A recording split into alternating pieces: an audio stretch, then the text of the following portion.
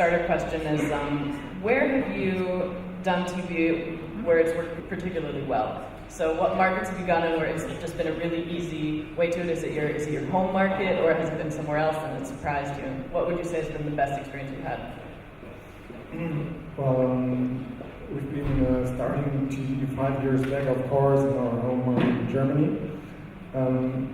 That initially worked well because Germany, of course, from a cultural perspective, fits very well to these kind of games, which we're doing. But later on, we've tested pretty much every country in Europe and America and well, in Asia we didn't. And the best experience actually has been in the countries which have a very high income per capita. People tend to spend more money in free-to-play games, and that makes TV campaigns usually very successful.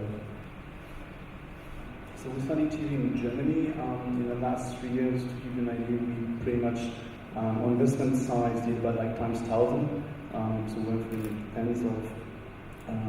tens of thousands of euros to like tens of millions of euros. We started in Germany, then we quickly went into France, Italy.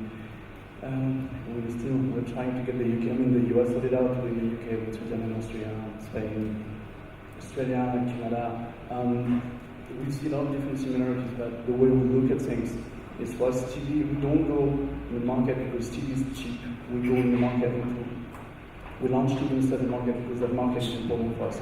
Because that is a market we need to control. TV is one of the tools that we have in the toolbox to go into that market. We're not just going to launch TV in Kazakhstan because it's cheap on the CPM point and we can get sales there, because we go into the launch TV market because we have a strategy there. Of course, when you test TV, there's going to be markets that are particularly challenging because of the localities there. What kind of challenges have you faced in certain regions, and how have you dealt with this? A couple of markets were that pure on the attribution and tracking and technicalities. If you think about the US, well, there's different time zones. How do you get your peak and when you start overlapping? That is one of them. What we look at when we launch TV, we also look at the operating system for mobile phone. I mean, there's Android and there's iOS. There's also Windows and BlackBerry, but there's mostly iOS and Android. As most of you doing the app business may know, iOS monetizes 4 times better than Android. So if you go to a country where it's mostly Android, you know you're not going to get that same conversion rate, that same return on investment afterwards. Typically the UK has higher CPM, but it's a very iOS market. That works pretty well for us. If you go to Spain, which is cheaper from a media buying point of view, it's mostly Android market, so that makes it more complicated. So what has been particular challenges for you? Which countries have you found are the most difficult for TV campaigns? How have you dealt with this? Well, there have been a few countries which have been challenging because of the equation customer lifetime value versus CPA, or CPL did not work out well. There the solution has been very easy. We've been quitting these countries. And there have been other countries which have had this kind of very high potential, where we couldn't have easily been quitting without losing too much growth potential. Some of them, maybe one of them is Brazil, which is a small terror company for people trying to run TV ads there. There's been, you mentioned US, of course, it's such a huge market, which is difficult to enter, difficult to track and analyze, due to the different time zones, due to the very specific media landscape over there, and the huge size of this market. It's very easy to burn budgets there.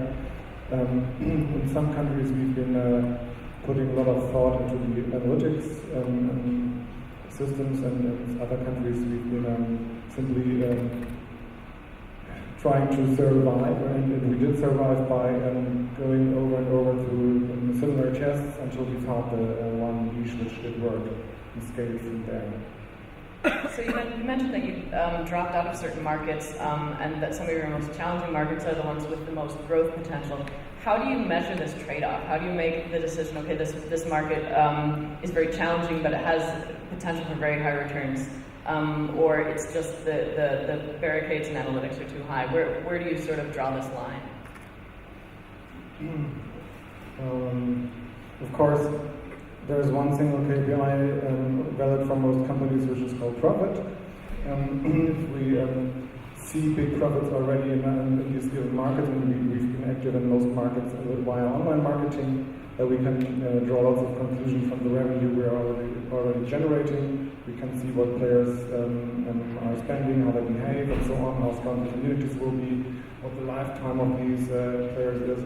And given this kind of huge big data, we can formulate a very good hypothesis which market is good for TV, should be good for TV, and starting from that we can tell which countries should we stick with longer, where should we keep testing even though the first 2 or 3 test campaigns failed. That's actually a really interesting point, because that leads into the next thing that I was going to ask. I want to start a conversation here a little bit about what your strategy is for entering new markets. So there's a lot of companies in here today probably that are have tested TV in their home markets. They're thinking about going sort of the next step. How do you know which market is the next market you should be investing in? And so you mentioned that you have a lot of online marketing analytics that you draw from. What other factors do you look for? There's been one very interesting change if you consider different markets at Innogames. First years, we simply looked at online marketing, how this worked. But this is a business which you can scale to a certain point, and then that's it. Then you're kind of maybe improving small steps, 5%, 10% a year on global average, but then it's pretty much done. And if we want to scale countries today, we look at TV potential in many markets, in addition to the online marketing which we already have running. And then we do 1 or 2 test campaigns and see if TV actually gets traction in these markets, and then we consider making a bigger boost campaign which really impacts the brand, which impacts App Store rankings and so on. And if this can be combined with an increased presence in online marketing, mobile marketing, then we have a very good effect across channels. So how about for Babbel? How do you make the decision which market is your next market to enter? We look at a bunch of different things, but it's not purely from TV. TV comes afterwards. When we decide on where to invest money, one of the important stuff was with a subscription-based business model. That means compared to a lot of e-commerce companies where they go a lot in Asia at the moment, by main means of payments, cash on delivery. We can't send down a motorcycle to your home every month to ask €5 for your Babbel subscription. We just can't do that. If you order shoes, the guy comes on his scooter, gives you shoes, take the money. That doesn't work for us. So payment is really key. We need people with PayPal, credit card subscription, or iOS, eventually Android, to crack that monetization part. Then it's really, we need to have the countries to have some online presence. We need to have tested a product market fit. I'll take Poland. We don't offer the possibility to learn from Polish to learn English. From English to Polish, yes, but from Polish to English or German, French, whatever, we don't do that. So TV can be dirt cheap in Poland. But we don't have a product yet, so there's no point ever thinking about it, so we'll stop right there. Then what we look at is we look at the market dynamics of TV in that very specific market. I mean, it's all about supply and demand. It's all about the shape of the tail. I mean, as you've seen earlier, SCALE15 is massively dominating the French market. It's not the same in other countries. Yeah, more or less. I mean, it's not the same in all the other countries. So we look at the shape of the tail. And when we want to test, there's pretty much 2 options, and they need to be aligned with the business strategy. Either you want to go pragmatic, so you start at the very, very end of the tail, a very small channel to see if you get a peak, and you optimize your message and you play there. Or if you have high pressure to succeed, well, you go a little bit higher up the tail, you invest a lot more, but you get the earnings way faster. So it all depends how much money you're willing to burn if you fail, and how fast you need to get the earnings. And you combine all that, and off you go. So what's your choice strategy, or does it depend on the market? Do you go for small test campaigns or big budgets? And also for, let's say, some of the smaller companies that are in the audience today that are thinking about going into like the very next market after their home market, what would you recommend? Would you recommend sort of translating a campaign and going for big budgets with a very similar campaign, or would you say new concept, small test? I mean, if you look at Europe, what's working in Germany works in Spain, in Italy, in the UK. We've been a lot of debate with the creative team, like, oh, should we have a brunette or blonde for the next TV spot? That doesn't make a difference. That does not make whatever. That does not make a difference. Europe, we have pretty much as one market. You won't have a lot of difference. US, different beast. It's very, very different. But to go to market, if you want something that is aligned with your growth and business strategy, don't go to market before because it's cheap. So one thing I do know is that you both tested campaigns in the US. Both run campaigns in North America and have both said that this is also a very challenging market. Maybe we can get into what you've experienced in the US so far, what roadblocks you've come up against, and how you've solved these, and has it been worth it to scale into the US? We're struggling. We're not there yet. We're still working on scaling the US TV-wise. It's a very challenging market. Been through cliches there, but in Europe we all speak different languages. You drive 100 kilometers or 300 kilometers in a new country, knows the languages. It's not the same in the US. The need to learn the language in the US is different. So the way to position yourself, the way the target markets are different, the way to position yourself, the message is different, and you need to take that into account. The TV spots are just not the same. There's also people that have been in the States and watch TV for an hour, and gosh, it's different. It's very different. It's not 20 seconds, it's 30 seconds. The call to action are just massive. There's those fake testimonials, there's all those discounts. It's very, very different, so you need to adapt. One of the main learnings is, if you want to get a TV spot in the US, get the TV spot produced locally. Don't get German creatives or French creatives in the US, that will not work. You need people thinking, breathing American to get that creative part into your spot. Have you actually used similar spots in the US? Have you found that this works? Now maybe this is a difference between your different verticals. What has your strategy been in the US testing? Well, first thing was, I think, a very crucial one is finding an agency in the US which really is into the direct response measurement of TV effects.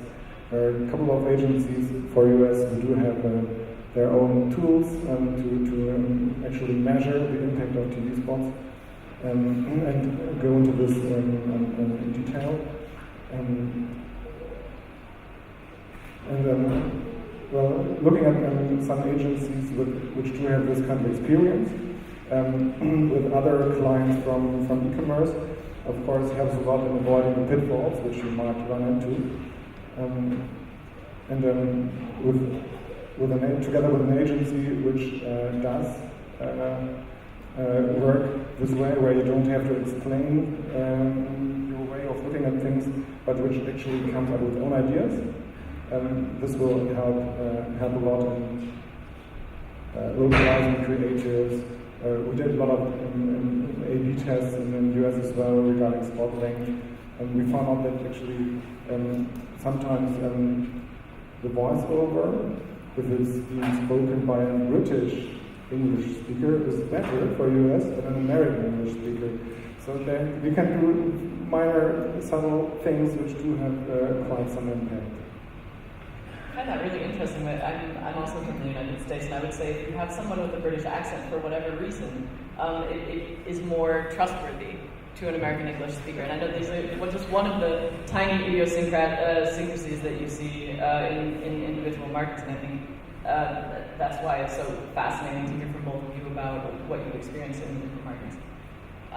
I'd like to move over a little bit to metrics. So when you measure campaigns across all the markets that you're running TV in, do you stick with the same metrics so that they're comparable across, or do you face some kind of barriers depending on what data you have available in the individual markets? Well, it's both. The KPI we are looking mostly at is the return on ad spend, obviously, as a direct response advertiser. In gaming industry, we don't care too much about brand awareness yet. This might come pretty soon as well as we scale TV and reach more and more of the audience. This will be a next step. But until today, we're mainly looking at the return on ad spend.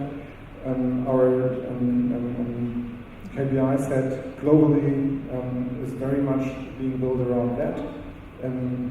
We've got a very big analytics team full of statistics guys who pull together these kind of reports looking at the lifetime value and the number of registrations, which can be attributed to TV campaigns. And this will be set against the TV spends. And we've built up a system over the last 2 or 3 years, which can pretty much with 70% accuracy define the return on ad spend per TV spot. You cannot trust in all of this kind of detailed data, but if you've got a big enough number to work with, and then you can draw very interesting conclusions regarding performance of individual weekdays, times of day, specific formats, and so on. And then the second part of the question was the differences in different markets regarding KPIs. Yes, there are a lot of different definitions of TRPs and availability of all this kind of market research data.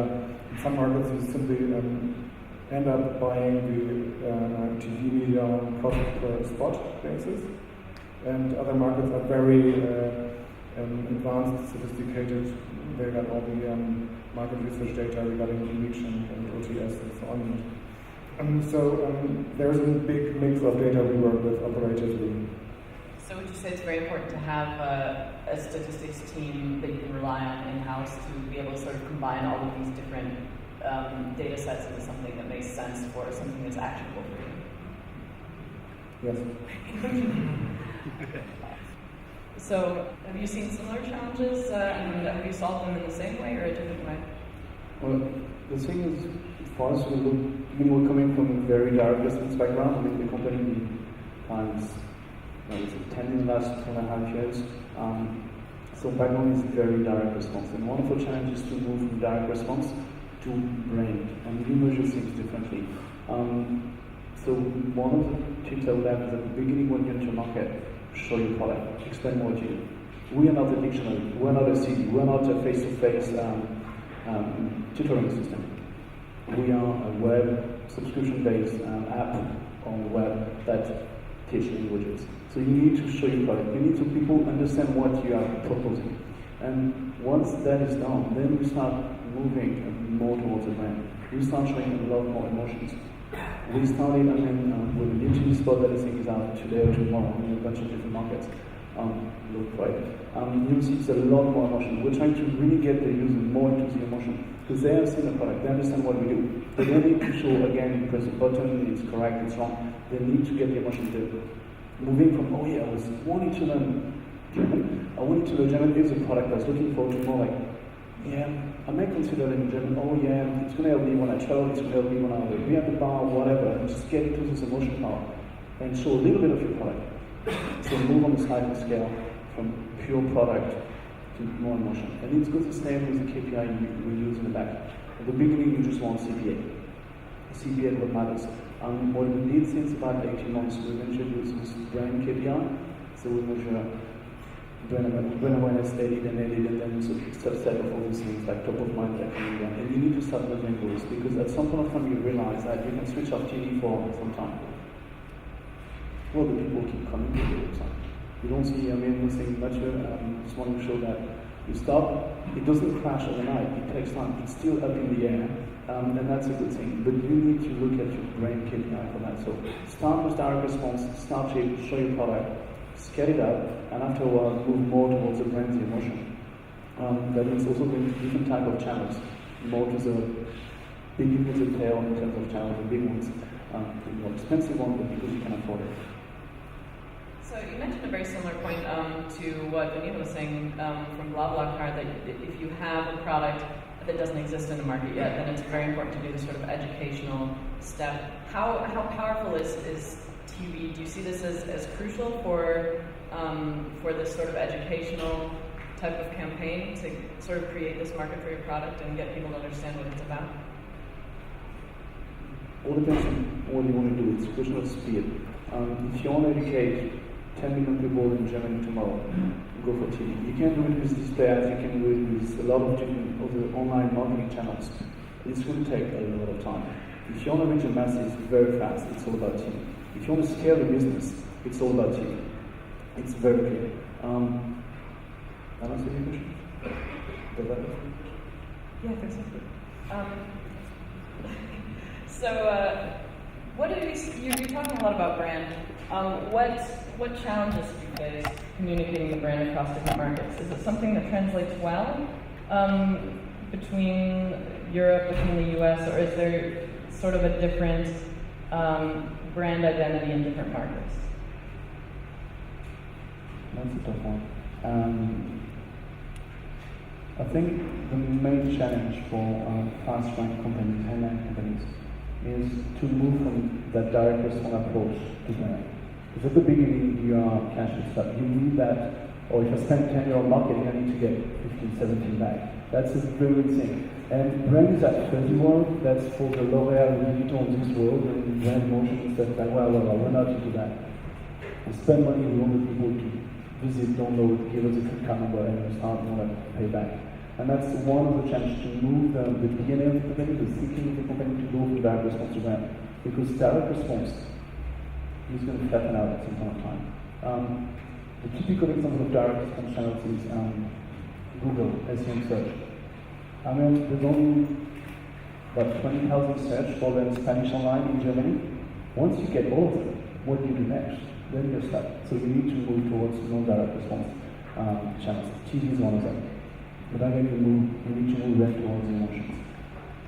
And how about for games? Is this significant when you're marketing a game to get sort of this brand effectively communicated, or are you more focused in your vertical on converting people sort of throughout this campaign life cycle?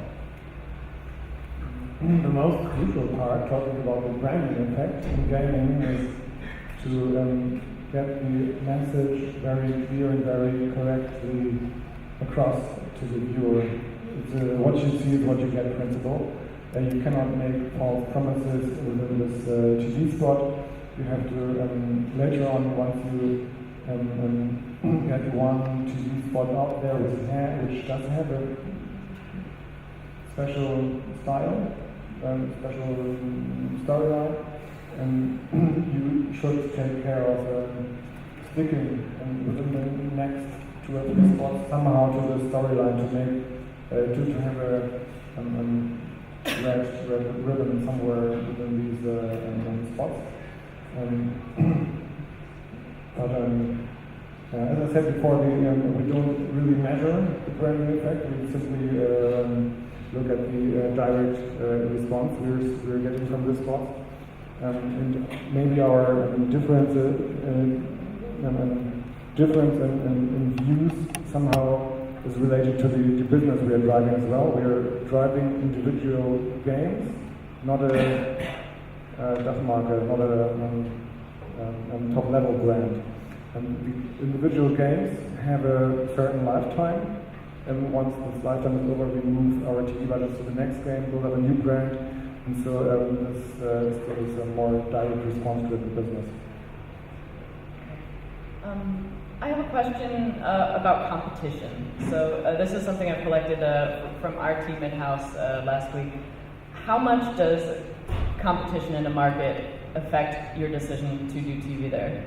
Does it affect it at all? Like if you see, I mean, obviously you're in a market where you're competing with other games, you're competing for people's attention. Is it something like where if you see that another brand is going for TV, that you'd invest more there? Does this affect your decision at all, or is this driven by other factors?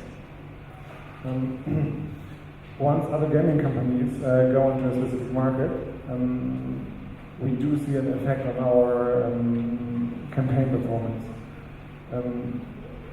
But only in case the budgets are very, very high. In 2014, in Germany, for example, there has been one company from Hamburg, and some guys are sitting here as well from this company. They've been doing a lot of TV advertising last year. When they did it, we noticed. They did such a huge budget in Germany, with maybe 15 ads per day on one specific station, very high pressure, and then we moved out of this market by 50%. We reduced our budget 50% more or less, because we simply had to draw back the niche channels, and the big ones didn't work anymore. When in America, in the US, Clash of Clans and Game of War started campaigning heavily, we noticed. There was a huge shift in audience as well. Audiences didn't go too much into browser games anymore. They were getting used to mobile, playing games mobile. That was something which was big. But our decisions are not based on the actions, of course, of these competitors. We simply look at the effects on our KPIs and then react. Maybe we're more cautious once we know that someone is planning something big. So, how about for Babbel? Do you have a way of measuring what your competition is doing in different markets? How do you measure this, and does this affect your decisions on how much to invest? Competition is good. I mean, especially if you get the market. For that, we've been pretty lucky that the Rosetta Stone, the guys selling CDs, selling language, they have told the masses that, hey, you don't need a book, you need a teacher, you can learn by yourself. Thanks, guys. Now we're coming with the web and the app. So competition is good because it proves that it works. They're starting getting the market. But I would not look at competition exclusively in the vertical. You have those 2 minutes TV break. It's all about the context. People are sitting on the sofa, probably bored, not much to do.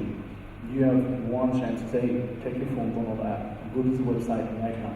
And if you've got BlaBlaCar in front of you, you've got Spotify in front of you, if you've got games in front of you, I mean, people can't download 4 apps at the same time. So that is the combination. The combination is not that much within the same vertical, it's within the other pure play that want you to do an action with your phone or with your tablet or with your computer. That's the way that's the way we like to look at it. What we like as well, what we look at is the number of people that are buying media on TV. It's mostly it's political economy, not the pure player. And we like the market when there's not many pure player because it's cheaper for us. There's less competition, it works better. Because, yeah, we're not competing with those. Another thing we like as well is markets that like recession. Because surprise, surprise, if a country doesn't perform well from a macroeconomic point of view, well, they will sell you less washing powder, less shampoo, less, you name it. Therefore, the prices are going down, the TV station need money, and they come to you. And you can negotiate better. It's been really lovely having you here today. Everybody give a big hand.